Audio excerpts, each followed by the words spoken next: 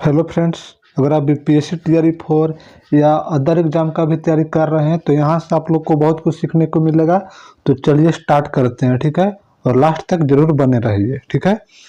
चलिए तो स्टार्ट करते हैं। आज साइंस का एक टॉपिक है कली। कैसा है? एक भ्रूणीय पत्ती है, यह एक बीज है, एक भ्रूण टहनी है। तो इसका राइट आंसर हो जाएगा, इसका एक भ्रूण टहनी हो जाएगा। क्या हो जाएगा? एक भ्रूण टहनी हो जाएगा, ठीक है। देखिए, वनस्पति विज्ञान में अविकसित प्रोह या कली या कलिका कहते हैं। यह किसी पत्ती के कक्ष पर या तने के अंतिम छोर पर उत्पन्न होती है, ठीक है। तो का हो गया? तो ये हो गया आपका एक भ्रूणीय टहनी होती है। अगला सवाल है,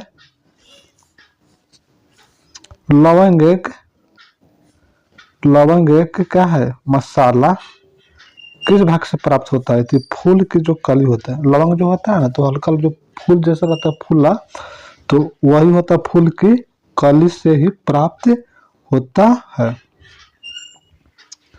देखिए,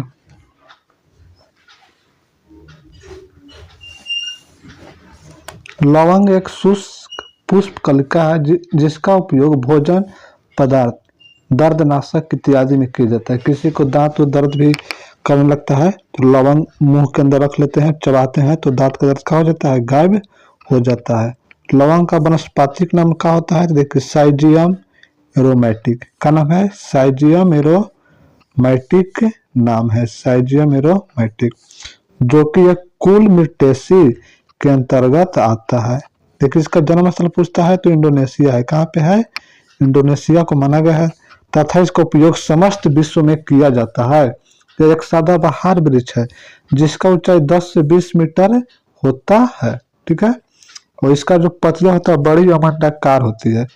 अगला सवाल है कि लवंग के पौधे निम्नलिखित में किस भाग से प्राप्त होता है? तो बताए थे शुष्क पुष्प कलिका। देखिए यहाँ पे लवंग क्या है? तो शुष्क पुष्प कलिका है। यहाँ से भी सवाल पूछा है, या यहाँ से दो सवाल बन गया, ठीक है।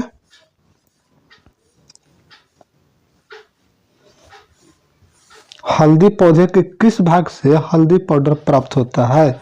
सूखाधार से, सूखी जड़ से या बीज से? तो इसका राइट आंसर हो जाएगा, इनमें से कोई नहीं हो जाएगा। क्या हो जाएगा? इनमें से कोई नहीं हो जाएगा, ठीक है।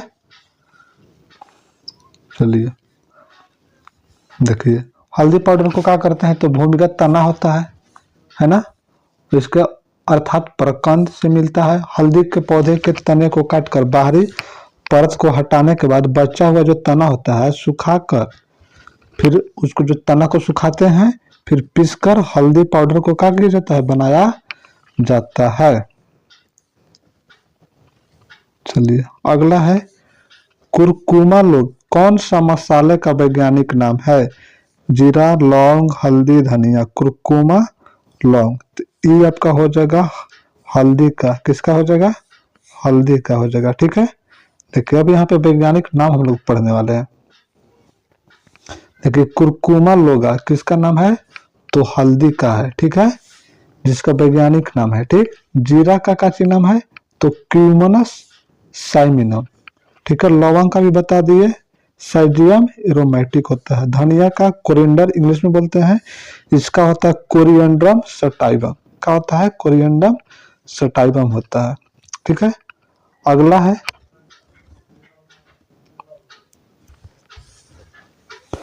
पाइन पर स्प्रूस, सेडार, लॉच एवं साइप्रस आदि मशहूर लकड़ी उत्पादक पौधों में बहुत से भारत के पहाड़ी क्षेत्रों में भी पाए जाते हैं।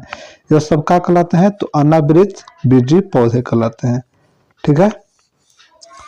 पाइन, फर, स्प्रूस, लॉच, साइप्रस आदि मशहूर लकड़ी है।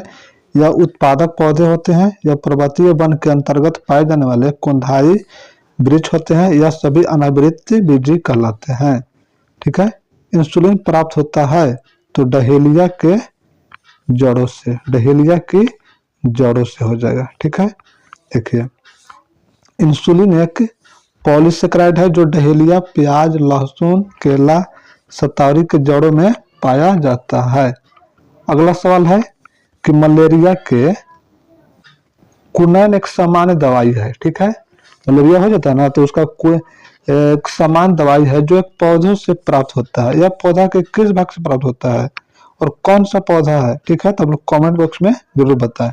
तो जो होता है तने की छाल होता है, और वृक्ष का नाम है सिनकोना। क्या नाम है? सिनकोना। सिनकोना वृक्ष का नाम है, और उसके जो तना के छाल से मलेरिया का दवाई बनाया जाता है, ठीक है। चलिए, कुनैन मलेरिया के उपचार के लिए एक प्रमुख औषधि है। क्या है? प्रमुख औषधि है।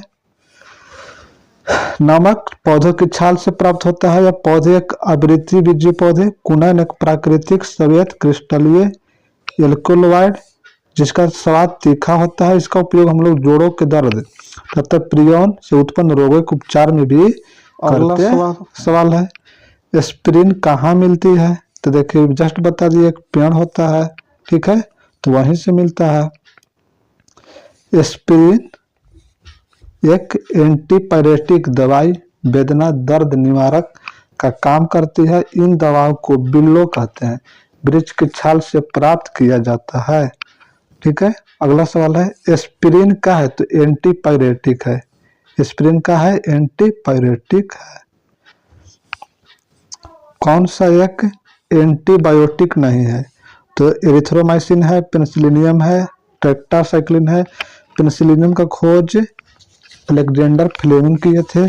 ऑक्सीटोसिन एक हार्मोन है जो पीयूष ग्रंथि से निकलता है, ठीक है। तो ये हमारा एंटीबायोटिक नहीं है।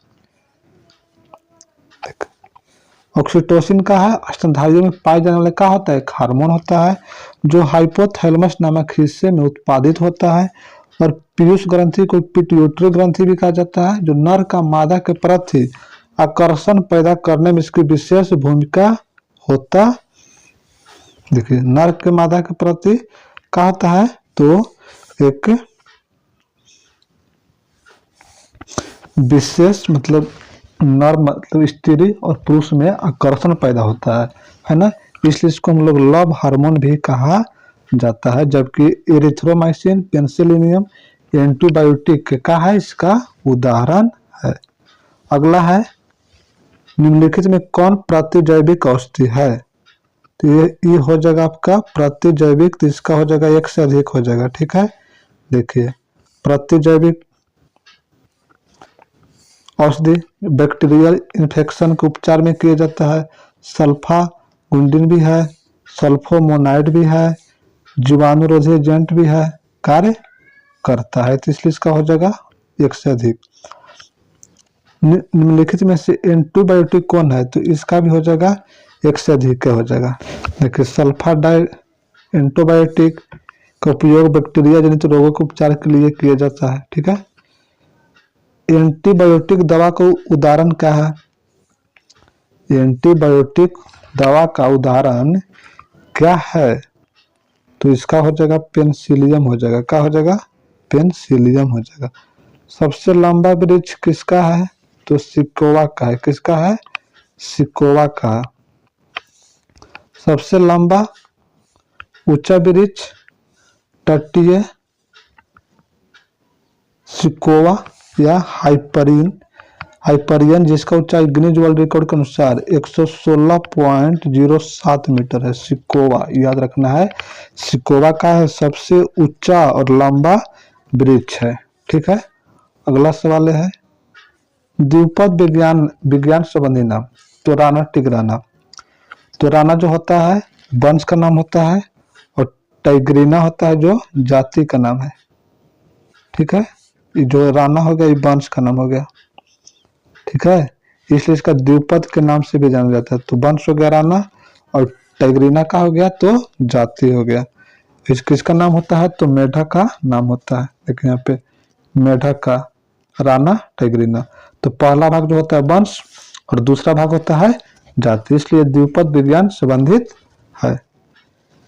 किस वनस्पति खाद्य प्रोटीन में होता है? सबसे अधिक तो सोयाबीन में होता है। किसको में? सोयाबीन में होता है। वनस्पति खाद्य में प्रोटीन की मात्रा अधिकतम होती है। प्रोटीन की मात्रा लगभग 38 से 42% होती है, जो अन्य फलियों से भी ज्यादा होता है। ठीक है। संसार का सबसे बड़ा पुष्प या फूल बोलिए कौन होता है? तो रफलेसिया। और सबसे छोटा फूल कौन होता है? बोलफिया होता है। कौन होता है? संसार का सबसे बड़ा फूल रफलेसिया अर्नोल्डी है।